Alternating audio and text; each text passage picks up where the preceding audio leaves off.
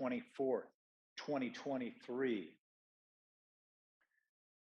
Our comments today are our own, and they are not to be imputed to any organization with which we might be affiliated. Please take just a moment and read through this disclaimer before continuing on with the video. In a nutshell, we are not providing you legal advice. We are doing our best to provide you information, insight, and education. Fentanyl. There were over 107,000 drug overdoses that resulted in death in the United States in 2021. Of those 107,000, 2/3, 67 or so thousand of those deaths were caused by fentanyl. Let's meet our panel of experts. Joining us today is Mr. Brad Bonnell, principal of the Hotel Security Group in Alpharetta, Georgia. Brad is the former global director of security for IHG Hotels. He was involved in developing their security and programs and implementing their security programs for over 4,500 units in over 100 countries. Prior to that, Brad had a significant career in law enforcement with the Georgia State Patrol. He has a broad range of security expertise and experience in fraud investigations, security threat analysis, and he's also highly sought after as an expert witness in hotel security matters.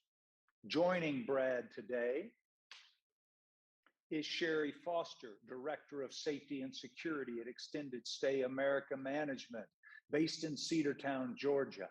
Sherri also brings a significant law enforcement and security background, also focusing on money laundering, fraud, violent crimes, and drug aspects of society.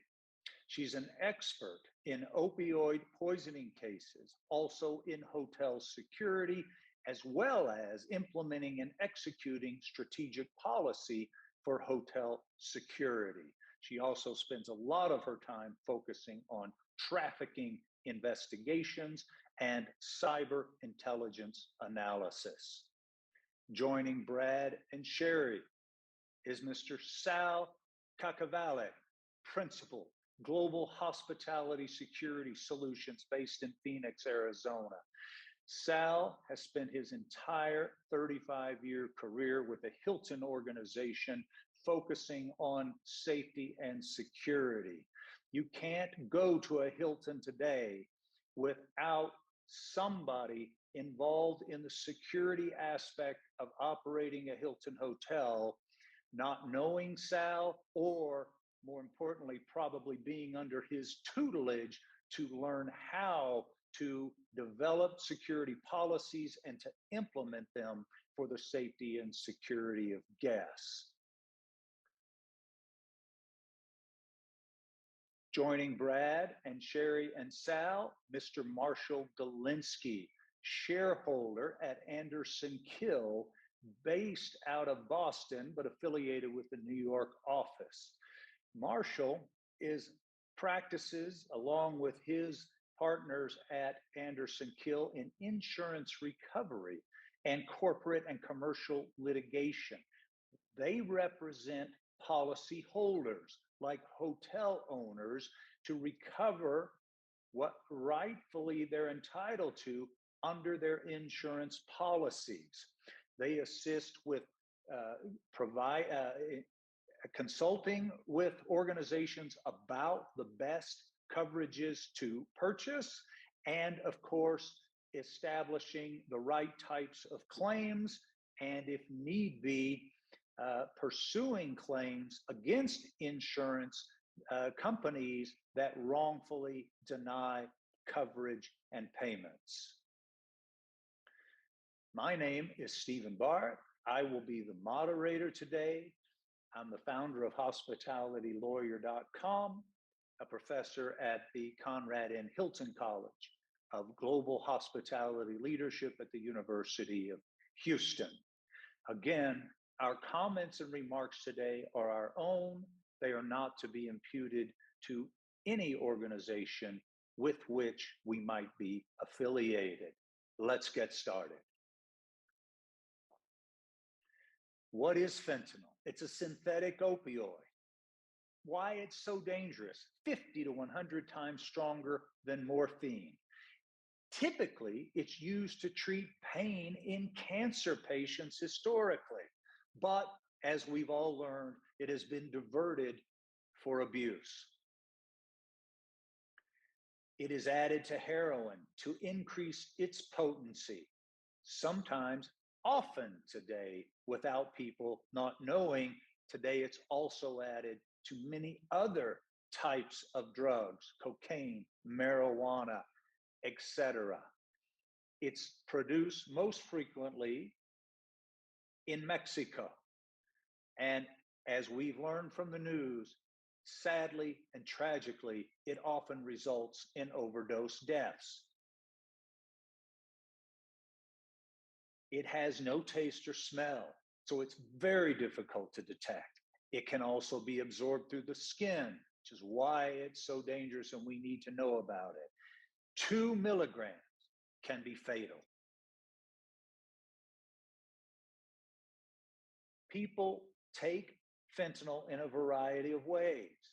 It can be sold as a powder, dropped on a blotter paper, which is the image with the square on the tongue, and it gets absorbed into the trunk, by the tongue. Eyedroppers, nasal sprays, and or pills.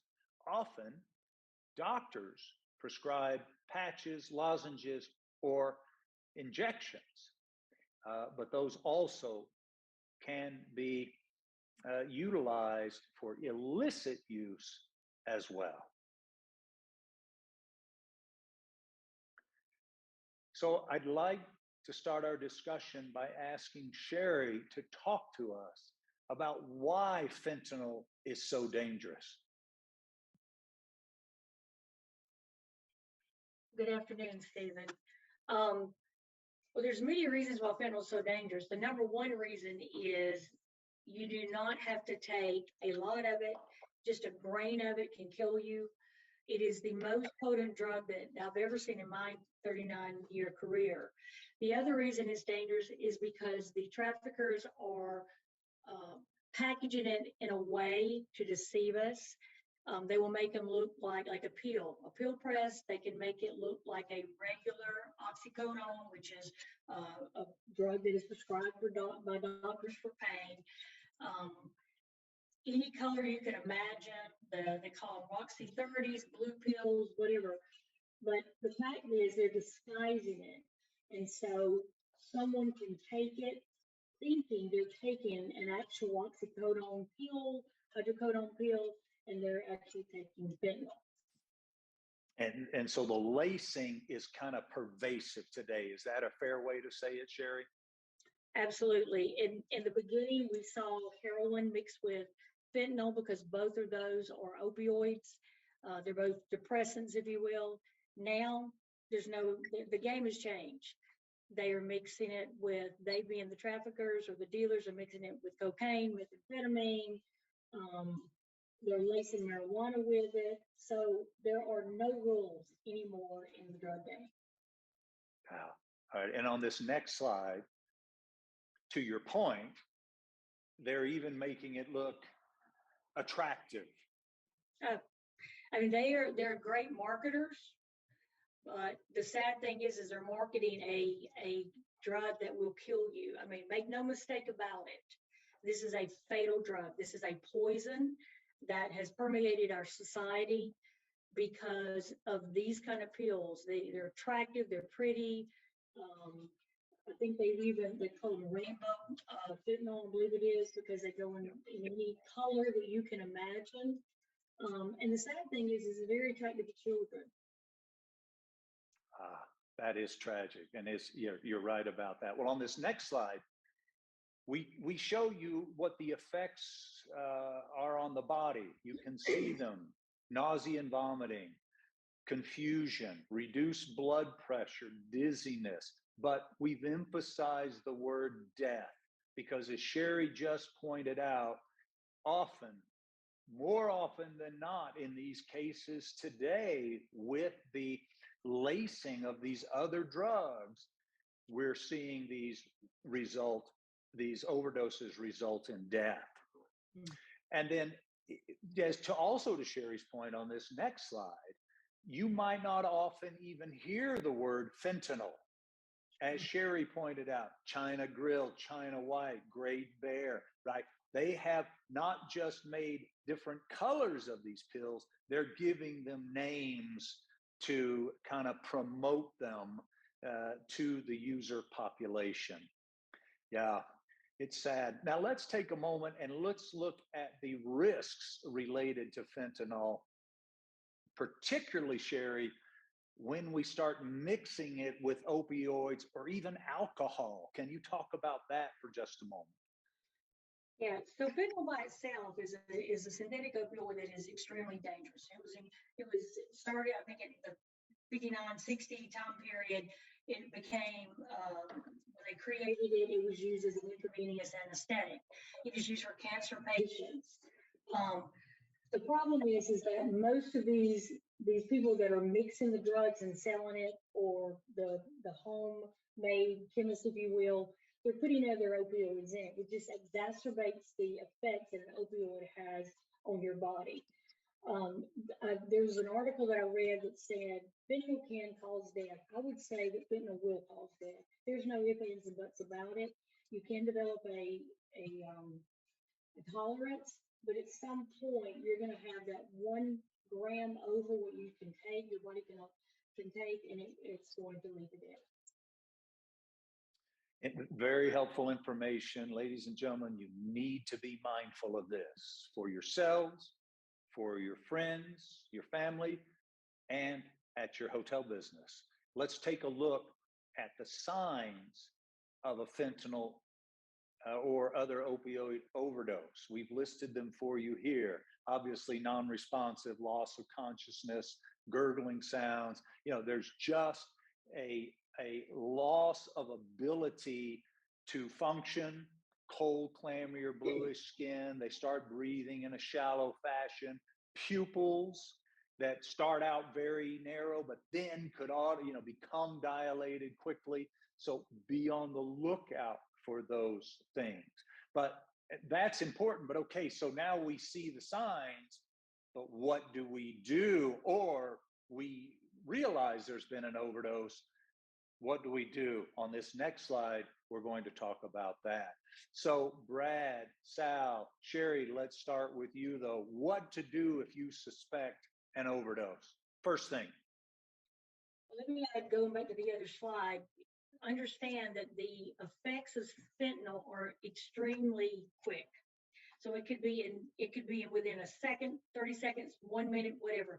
So you have to be quick to recognize those symptoms. But when you do and you realize there's an overdose occurring, my suggestion is to call 911 immediately.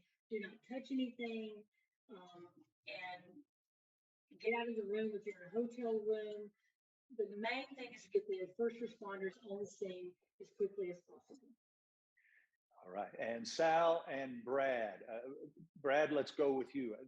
I just want to emphasize, as Sherri just did, we want to remind them not to touch anything in the room, correct? And can you talk about why not? Absolutely correct, because you don't need another victim. If you have reason to suspect that you have a room that's contaminated with fentanyl, you have to get out of the room as quickly as you can. You're going to have to allow first responders that are properly equipped, properly trained to manage the situation from that point on. Last thing you want to do is make the situation worse by becoming a victim yourself. Great insight. Okay, and so we've had some discussion lately about naloxone, which is a drug that can temporarily reverse the effects of an opioid overdose. But we know that cities are working and trying to get more people involved in having naloxone and having the ability to administer it. But I'd like to get Sal's thoughts about, Sal, I don't feel like this is pervasive in hotels yet. I think we have some examples, but are you seeing it as pervasive so far? No, there are not a lot of hotels that are keeping naloxone in their first aid kits or at their front desk for emergency purposes. But there is coincidentally a town in Ohio 2 years ago or so, as a result of a youth who died of a fentanyl overdose. The city gave the 4 hotels within their own city naloxone kits, emergency kits. We don't know if there was a problem with these other 4 hotels where fentanyl or drug use was occurring. So we really don't have any statistics on what it looks like today versus what it looked like 2 years ago relative to the rescue of folks who are overdosing. There are some cities that are in discussion about making these requirements for hotels with naloxone, such as San Francisco. So it might be something that's coming down the road, but I think it's a little bit early. I think that's a very good point. We bring this up now because we want you to be aware of it in case you are operating in a city that comes to you and encourages you to keep naloxone in your first aid kit and have available. So now you understand what it is. It's relatively simple to administer, but we encourage you to be trained if you decide to keep it on the premises, we encourage you as well as your staff to be trained in it, what it is in a more detailed fashion, as well as how to administer it, not just in a safe way for the person that is OD'd, but for the person administering it as well, so there's not a cross-contamination effect. Well, on this next slide, let's talk about preventing fentanyl exposure. Sal, Brad, you guys have been in the industry forever. I know we've been trying to get housekeepers to wear gloves and safety glasses whenever they're performing their duties or entering a guest room.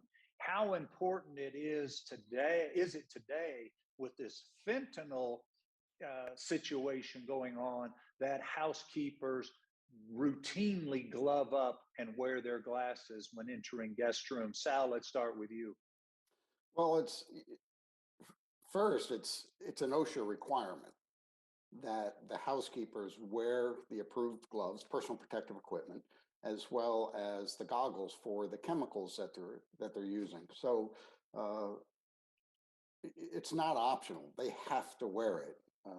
But to your point, yeah, we're probably a little lax in getting our housekeepers to wear this personal protective equipment, but it's mandatory. It's not a discussion. Brad, do you feel the same way? Absolutely. I think that the threat of fentanyl is conspicuous, and it goes to the issue of, did we know or should we have known of a threat, and did we act appropriately to mitigate that threat? Fentanyl should make for all housekeepers, it makes it mandatory for them to wear gloves and eyewear, eye safety equipment for their own safety.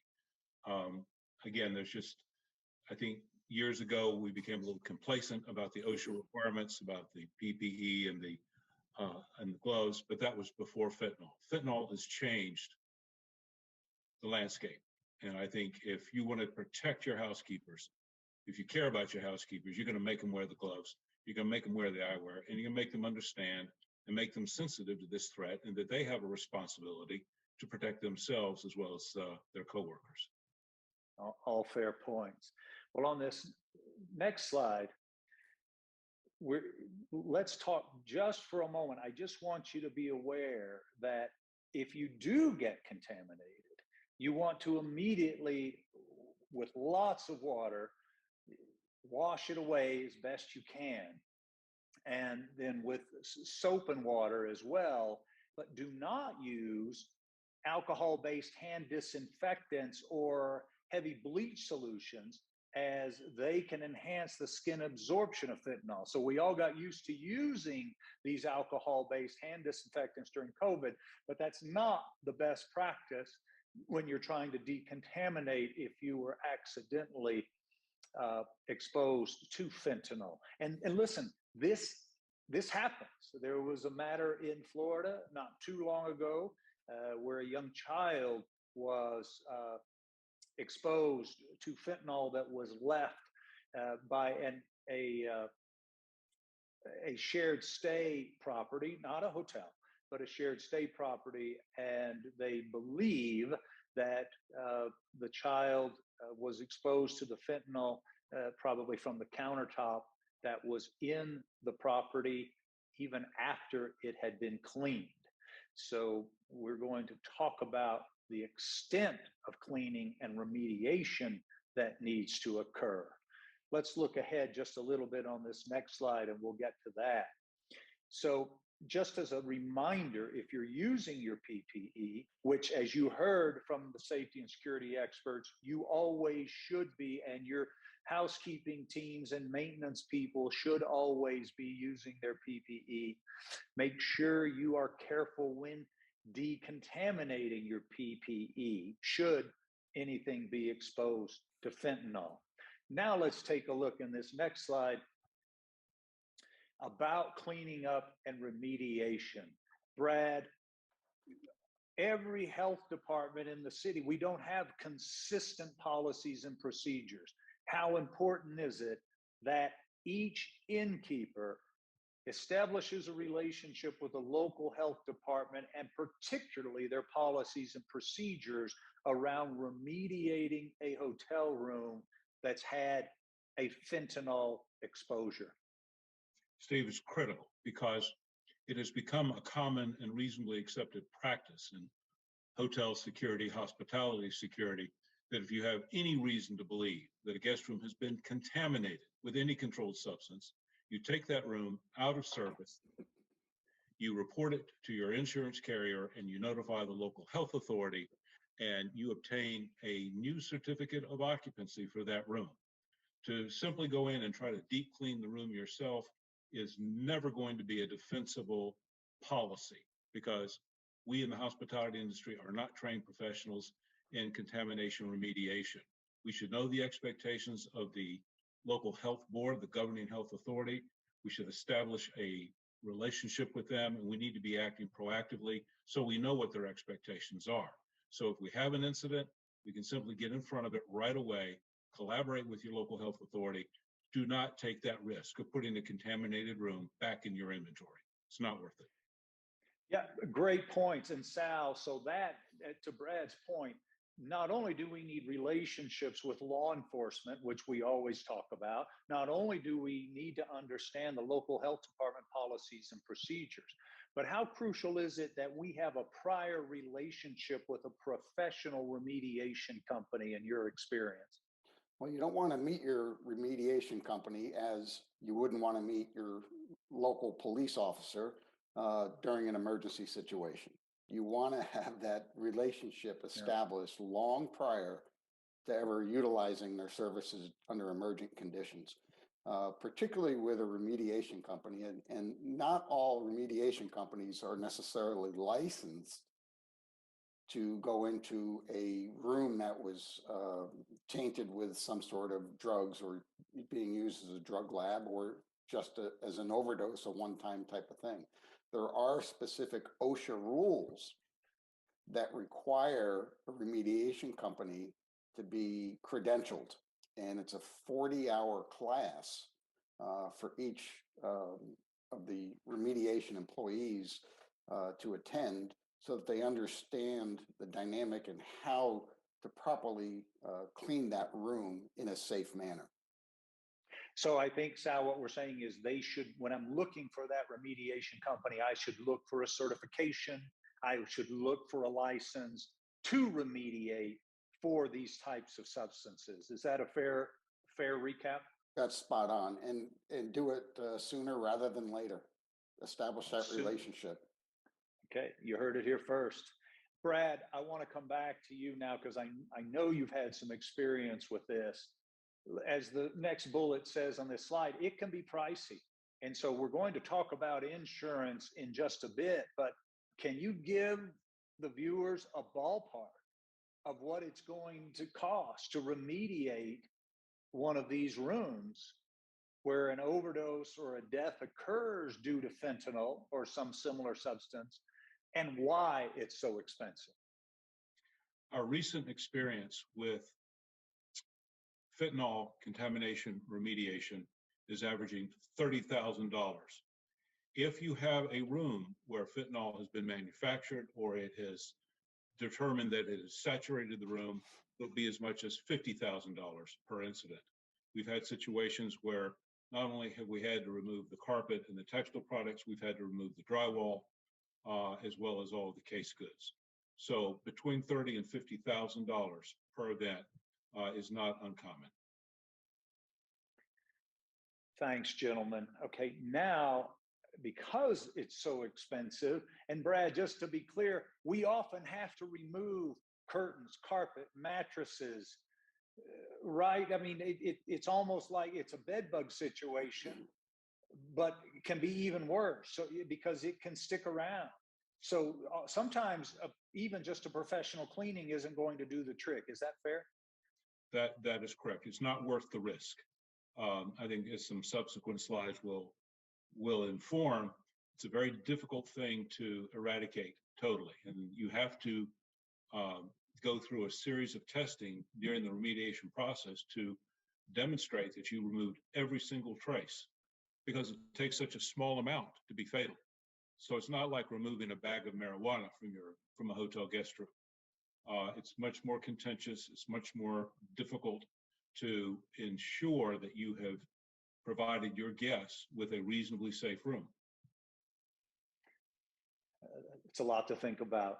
Thank you both for that. That's terrific. And so since we talked about how much it can be and checking with your insurance carrier, I'd like to turn now on this next slide. Visiting with Marshall Gilinsky of Anderson Kill. Marshall, we've been visiting here about fentanyl overdoses and deaths, and the subject around the cost of remediation or cleaning the room to get it back into service and in the hotel room inventory has come up, because we've heard anecdotes that it can cost sometimes 25, 30, even up to $40,000, because with the powder from these drugs, particularly fentanyl, it being so powerful that if it's on the drapes, if it's in the carpet, if it gets on the case goods or the countertops, the bedding, all of that has to be removed, because we haven't determined yet if there's an effective cleaning process for that. So the practice, as we understand, has been to remove those things, and that's why the cost has been so expensive. And of course, you've got to pass typically a health department, the health department guidelines in order to get a certificate of occupancy commonly issued to put the room back in service. So the question that has come up is, since it's become this pricey, is there a potential for a recovery under an insurance policy for the innkeeper for these remediation expenses? Yeah, well, most policies, Steve, cover situations where there's physical loss or damage to your property, and where you have a dangerous substance in a room, that typically would constitute physical loss or damage to property. If there's if it's something that could be cleaned up without significant cost, spilled wine or something like that, then that's something that obviously you wouldn't turn to insurance for. You would just deal with it.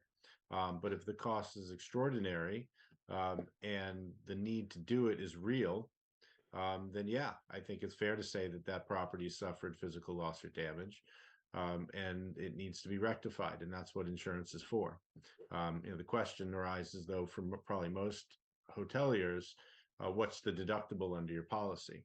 If you've got a cost to spend $20,000-$30,000 to remediate a room, that is probably within the deductible of most policies. So you're not going to have real insurance response to that loss unless it's affecting a number of rooms at the same time, which probably isn't the case. That's very helpful. And we learned a lot about physical damage to property during COVID, didn't we? Yeah. So, and that's been a fascinating exercise as well. And you can see a similarity there, right? Insurance companies were saying, COVID's not a problem. You just let it be and it goes away, right? Now, I completely disagree with that argument. I don't think that's true, especially with respect to the operations of hotels. But I don't think they would even say that with respect to a dangerous substance like fentanyl, that's in a room. Just leaving it there, it does not solve the problem. You need to do something to make that room safe for use again. And that's what insurance is there to respond to. Yeah, and thank you for that. And ladies and gentlemen, just to be clear, to emphasize, you need to undertake a significant remediation, and recall the discussion where you need to think about if there's bodily fluids or some other type of significant contamination from the overdose or the death, that you need a very specialized biohazard type removal team to come in and remediate the room. So that's something to keep in mind, and that can get very costly. So hopefully this conversation with Marshall is very helpful. But Marshall, at the very least, I should contact my broker and advise them of this situation. Shouldn't I do that? Because I don't, at the time it happens, I don't know what it's going to cost me at that time. Is that a fair way to look at it? I think it's a sensible response, right? You want to understand what do I need to do to make this room safe? How much is that going to cost? And then from there, the question of insurance fits side by side there. What does my insurance cover, and what's the deductible that applies? That's great. And I know you guys at Anderson Kill do a lot of work on the risk management side of things. Of course, that's your business representing policyholders. So here's the question that we'll wrap up with, Marshall. So I know I've had a drug overdose, right? Why would I want to spend the money to clean it up extensively and appropriately, in an instance like this? It's just a basic risk management principle, right? And this isn't about insurance as much as it is hotel operations. You want to make sure that your property is safe and attractive to your customers. And if you know you have a problem, if all you know is there's a tragedy in a room, you want to make that room safe and usable for guests in the future. If it happens to be a drug overdose, then there's this added layer of risk, and it makes sense to take appropriate steps to make sure that the conditions in the room after you've addressed it are safe for future guests. Thanks, Marshall. Very helpful information. All right, ladies and gentlemen, now let's turn to this next slide. Let's talk about just a little bit about how, since it is so pricey, we're really incentivized to prevent overdoses from occurring. Now, we talked about Noxalone, also known as Narcan, just so everybody's familiar with that term. But what we haven't talked about is the availability of fentanyl test strips, which users can use to determine, as Sherri pointed out, that it's this illicit lacing of these other drugs with fentanyl, heroin, cocaine, etc., that is making it so dangerous. And there's no way for the user to know if the fentanyl is included with the other drug, and if so, how much. So these test strips enable the user to determine the level of fentanyl in what they're getting ready to take. It's something cities are looking at carefully to determine if it's something they want to utilize and make more pervasive, We want you to be aware of this testing concept in case, again, the city comes to you and or your hotel is being used for housing for people that perhaps from the VA patients or other rehab type situations, that you will be informed as to what these are, just like we wanted you to be informed about Naxalone.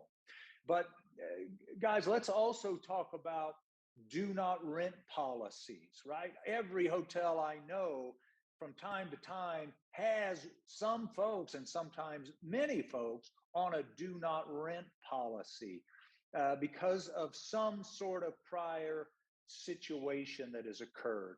Brad, how important is it that we document that that list is actually in writing and that we talk about the reason for inclusion on that list?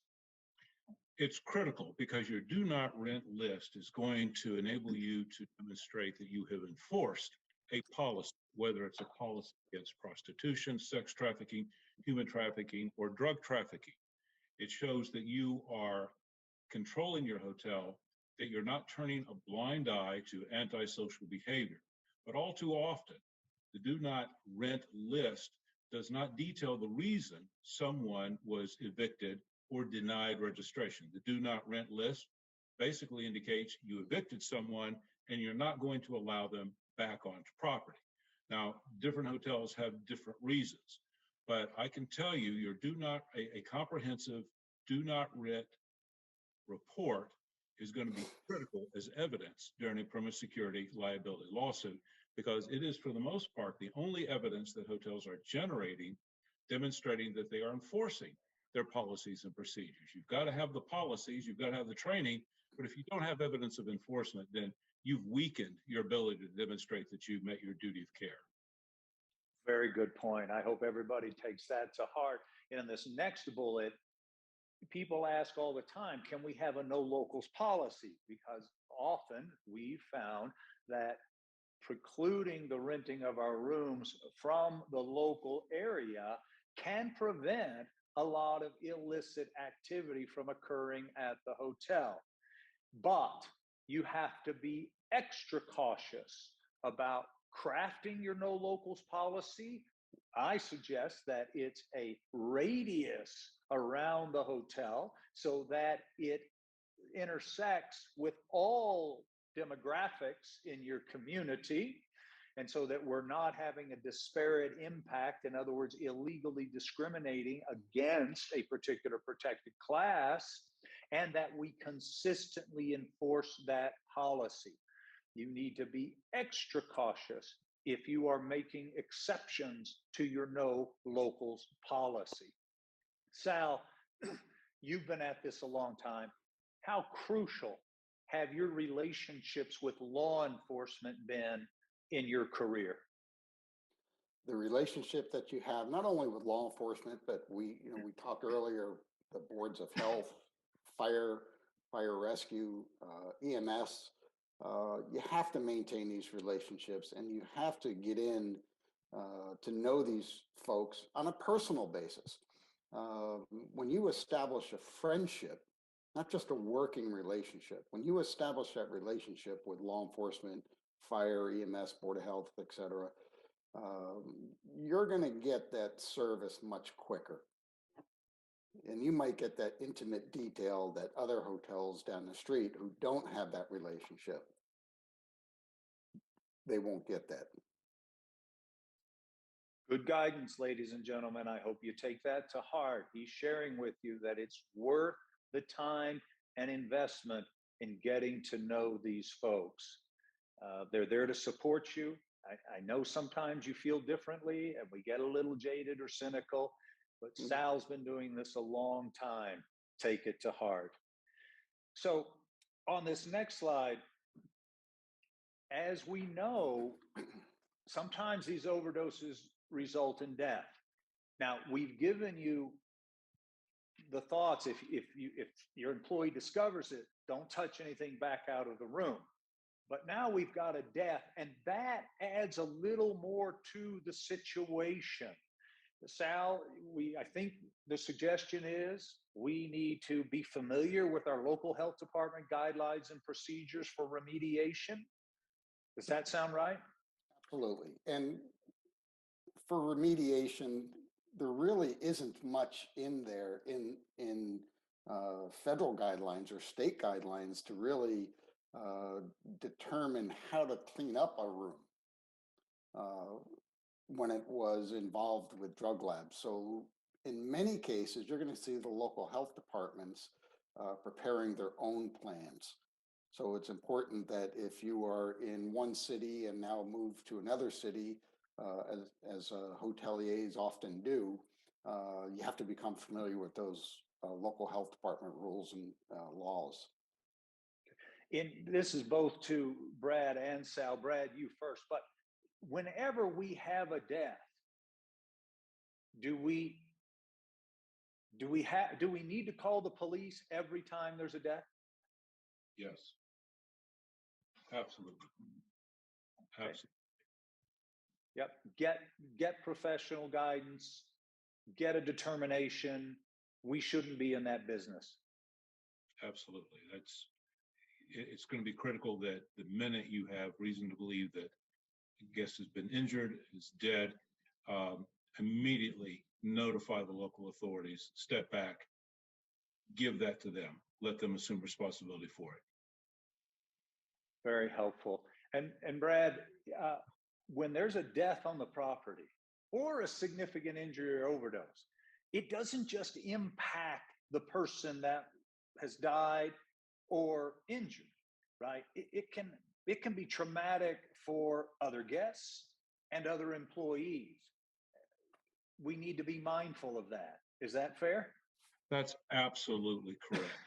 Do not underestimate the psychological impact and the emotional impact on your line level associates, who are the people who often encounter these situations, have to deal with these situations. Oftentimes the family members of the deceased come to the hotels, and those are the folks that oftentimes have to interact with family members. It is something that needs to be recognized as a threat and a risk to your staff. It's imperative that you make available to them whatever services you can in the form of an employee assistance program, whether it's psychological counseling. I believe that most insurance carriers will recommend this. Hotel insurance carriers will recommend this, will advise you on this. The cost is minimal.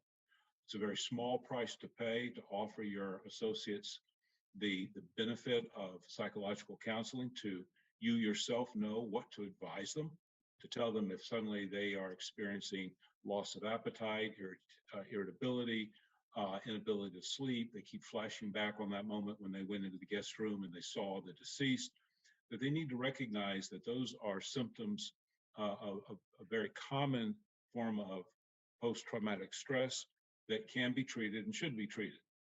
If you lose an employee because you did not extend this benefit, then you haven't made a very smart business decision, because it costs a great deal of money to replace someone, to train someone, but more importantly, let them know that you care about them. We get close, particularly in the economy sector, the extended stay sector, we get close to our guests, we know them. If an employee is injured or killed, it can have a very dramatic effect on the emotional stability of your organization. It is demoralizing. You need to recognize that as part of the risk that you have to mitigate. And Brad, to Thanks, your point, Brad. I would say add a grief counseling company Mm-hmm. to your lists, put them in your Rolodex, get to know them in advance, just like you would law enforcement, EMS, fire, etc. If your corporate flag doesn't already have a relationship or a retainer with a grief counseling firm, reach out to your insurance carrier and see if they can recommend one. Again, grief counseling is something that you want to implement immediately after the situation. And again, let me stress, this is a common practice in hospitality, to provide your line level associates with this sort of support. Yeah, that's great guidance. And look, if you're having trouble, if you're young and you don't know what a Rolodex is, just Google it. And we'll make sure you fix it up. I want to get Sherri back in on this next slide. Sherri, we're hearing that, like we talked about earlier, VA patients are being housed in hotels, but we're also seeing just individuals, instead of going to rehabilitation centers, sometimes it can be cheaper to go into a hotel. Are you seeing that as kind of more of a popular practice that's going on out in society? Absolutely.